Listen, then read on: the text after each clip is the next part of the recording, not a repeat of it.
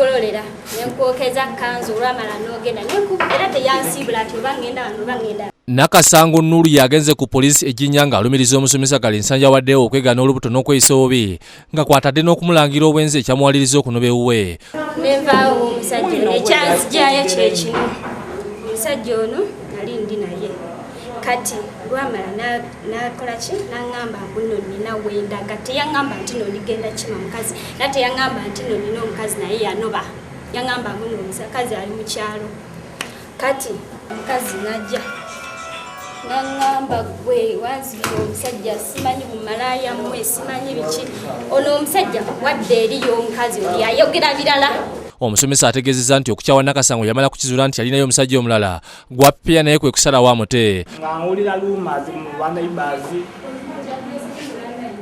ngono musaada we lekinali tidi nga musaada we kuba najja okumutolera wantu namubona kumuleeta owange nga tidi ngono musaada we ate nakiwulira obulungi nga musaada we aba muna musaada we wuyo ejja naye otandeetera bizibu nze sisobola kwesikangana na musaada munange.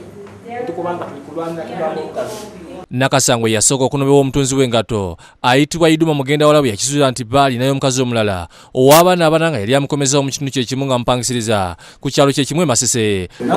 Namufuna teresona okulebebere tulinaye ogwokubiri tulinaye ogwokubiri ng'ennaku abiri wakati awo nagira mufuna ki mwali kwawe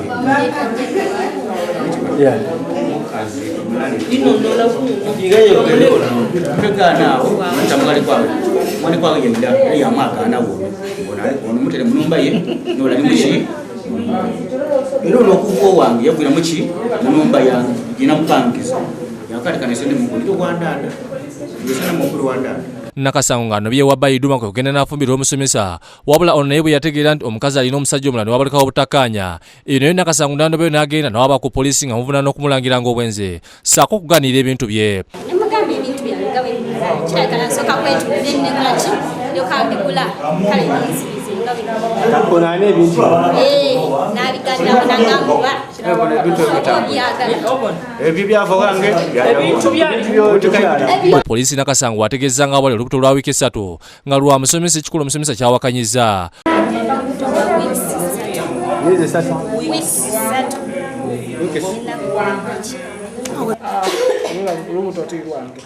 Omutunzi w'engato bw'akayanidde olubuto luno Nakasango amukayuukidde ng'agamba nti yali ewuwe yamiranga amakerenda agamuzizanga okufuna olubuto ekintu omutunzi w'engato kyawakanyizza.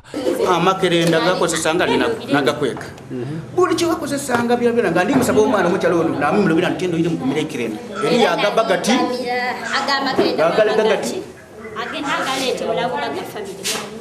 Iduma ategeezza nti yasemba okuba n'omuwala ono nga 8 omwezi guno era omuwala ono yatandikira okweyayoya nga ali naye ate nga Omusomesa agamba nti yasooka okuba n'omuwala ono nga 18 omwezi oguli n'akumanga 24 omwezi gwe gumu. Amazima geetaaga olubuto lwange nina buli yalwaleerolera mu nnumba yange n'okutandika okuwoya namwana esendo okujja mu irwaliro ng'alikawa lwange amazima direct agabanga olubuto bwebanga tirwange nga lukali kuweza mwezi tirwange ayigerwa mu bange twala ntimukebera lwange. Bano poliisi basaliddewo okukebera endagabutonde oba DNA zaabwe ng'Omusomesa yasulira ekisobozesa okuzuula ani nannyini olubuto omutuufu. Twali mututte mu ddwaliro ne bamukebera ne balaba nti olubuto lwa myezi emeka.